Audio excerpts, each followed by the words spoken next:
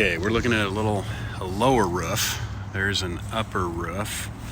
The upper roof drains, has a little downspout, dumps onto this roof.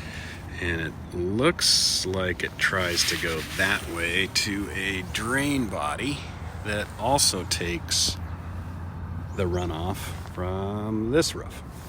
So there's a lot of water coming down on this little roof area. And if that drain fills up with water, you kind of see this low curb.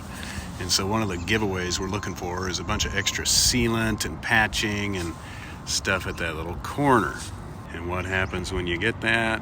You get water staining in this little corner area of the soffit. I don't know if it's very clear in the plaster, but you can kind of see a curve there. So you can see the water is flowing out from under. There you go, that's a better one. Crack goes all the way back to here. Your trim shows signs of water on it. And it's just kind of rolling under that flashing. Check your drains.